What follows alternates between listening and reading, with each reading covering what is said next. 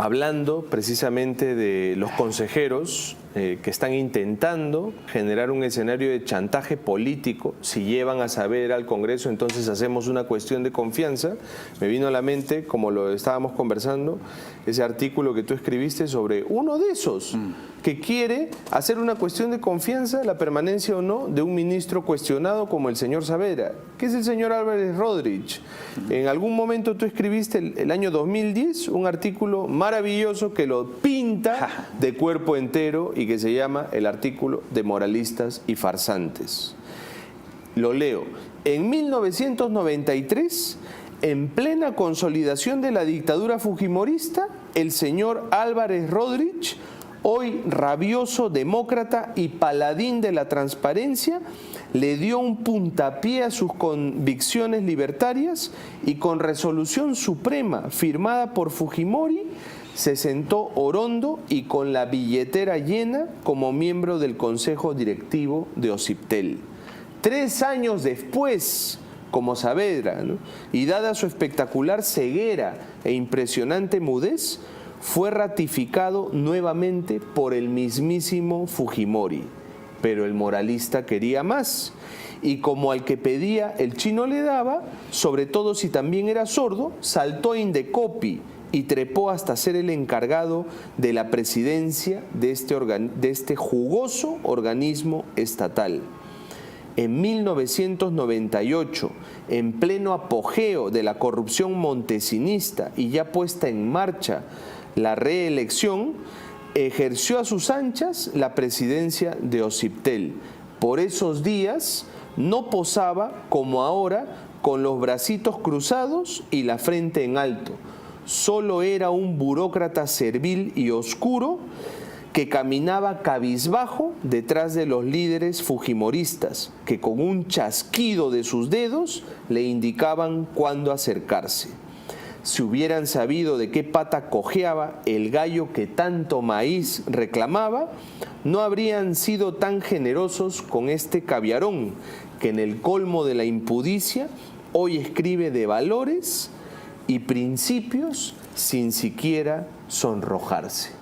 Ese es el señor que ahora le está diciendo al presidente Kuczynski que se lance a una guerra política, a una gran guerra política, intentando salvar al ministro Saavedra, que tantos frentes le ha abierto al gobierno de PPK. Mucho cuidado con ese tipo de consejos. Un artículo semejante se podría hacer sobre Rosa María Palacios también, ¿no?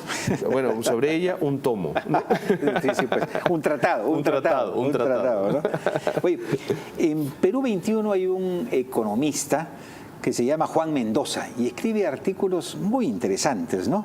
Por ejemplo, sobre todo casi como de rectificación histórica, de poner las cosas en su sitio, ¿no? Al margen de la propaganda política, ¿no? Por ejemplo, se ocupa de don Augusto B. Leguía. Este señor fue un gran personaje, el otrora señor de los años 20, ¿no? Llegó a la presidencia el 4 de julio de 1900, el oncenio de Leguía, ¿no?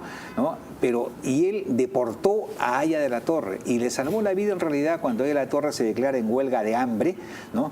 Y a los 8 días se cierran los pliegues del estómago y mueres inobjetablemente porque era una huelga de hambre total, de agua y de comida, ¿no? Y al final dijo, no, lo sacó y lo deportó. Bueno, era un enemigo jurado de Aya, pero 50 años después Aya de la Torre declaró, creo que con justicia, que el mejor presidente de la historia del país había sido don Augusto B. Leguía, ¿no? Ah, sí, eso no sabía. Bueno, y Juan Mendoza dice, la obra pública de Leguía es monumental. Transformó Lima de una aldea decimonónica en una urbe urbana. En el oncenio se construyeron las avenidas Arequipa, Nicolás de Piérola, Argentina, Avenida Venezuela, el Palacio de Justicia y el Hotel Bolívar. Y además se pavimentó gran parte de las vías de la ciudad. Leguía se esforzó por conectar e integrar al país, construyendo más de 18.000 kilómetros de carretera. Cerró la frontera con Chile en 1929, cuando Tacna se reincorporó al seno de la patria. También cerró la frontera con Colombia Leguía, sin duda, fue un dictador que cambió la Constitución a su antojo para reelegirse 2 veces. El colapso de la economía mundial llevó finalmente a su caída en 1930. El ensañamiento fue infame, se saqueó su residencia, se le encerró en una celda diminuta y se le brindó un tratamiento inadecuado para el cáncer que lo aquejaba. En realidad estaba en una celda pequeña con un foco siempre prendido. Murió con más o menos 38 kilos de peso, abandonado por todos, ¿no? Abandonado por todos. Y cuando él, antes de pasar a prisión, ya se embarcó en una fragata para salir del país, el comercio salió y dijo: se va el miserable, se va el ladrón, y lo agarraron, pues, por supuesto, ¿no?